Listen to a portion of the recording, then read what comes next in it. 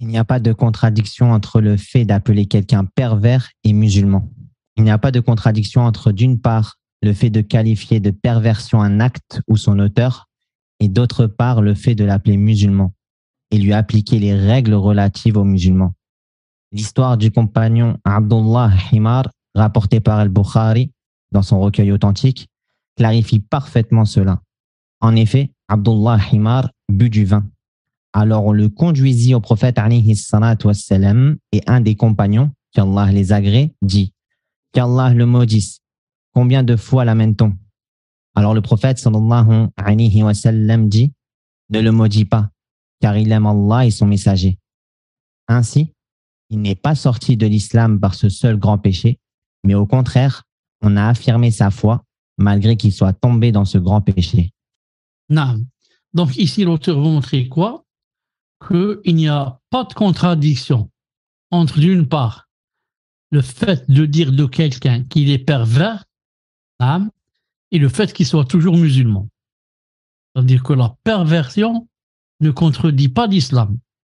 On peut être musulman et pervers. Non, mais on ne peut pas être musulman et kafir. Mais par contre, on peut être musulman et pervers. Quand est-ce que cela? Quand on est musulman et on fait un grand péché sans faire la tauba. On boit de l'alcool, on fait la zina, on fait l'usure, on vole, on devient pervers. Pourquoi? Parce qu'on a fait un grand péché et on n'a pas fait la tauba. L'histoire du compagnon Abdullah Himar, rapportée par Al-Bukhari dans son recueil authentique, clarifie parfaitement cela. Alors Abdullah Himar, en fait, on l'a appelé Himar. Himar, ça veut dire âne en arabe. Himar, âne. Pourquoi? Parce qu'il faisait beaucoup rire le prophète sallallahu alayhi wa sallam.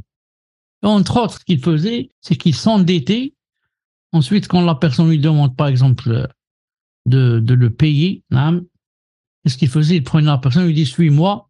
Il l'emmène chez le prophète sallallahu alayhi wa sallam, mais il lui dit à Rasulullah « Voilà, paye, et allez, donne-lui ce que je lui dois ». Alors, le prophète sallallahu alayhi wa sallam commence à rire et les gens commencent à rire. Al-Muhim, qu'a-t-il fait Abdullah Himar une fois? Il a bu du vin. Alors, on le conduisait au prophète sallallahu alayhi wa sallam pour appliquer sur lui ce qu'il y a comme loi. Naam. Quelqu'un, certains disent c'est Khalid ibn al-Walid radiyallahu ta'ala anhuma, a dit, Wallahu ta'ala alam, a dit qu'Allah le maudisse, la'anahu Allah. Combien de fois l'amène-t-on? Combien de fois on l'amène ici pour que, autrefois quand quelqu'un buvait de l'alcool, au temps du prophète sallallahu alayhi wa sallam, on le frappait. On le frappait avec quoi? Celui-là, il le frappe avec ses souliers, celui-là, il le frappe avec par exemple, son camis, celui-là, il le frappe avec ce qu'il a dans la main.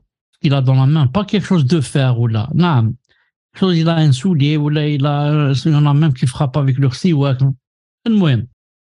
Alors, quand on a dit de lui qu'Allah le maudisse, le prophète alayhi sallam a dit ne le maudis pas, car il aime Allah et son messager. Donc, regardez, quelqu'un qui boit de l'alcool et le prophète alayhi sallam le défend, il dit ne le maudis pas. Je lui demande pourquoi. Il a dit il aime Allah et son message. Non. Ça veut dire deux choses. La première, que quelqu'un qui boit de l'alcool, c'est pas un kafir.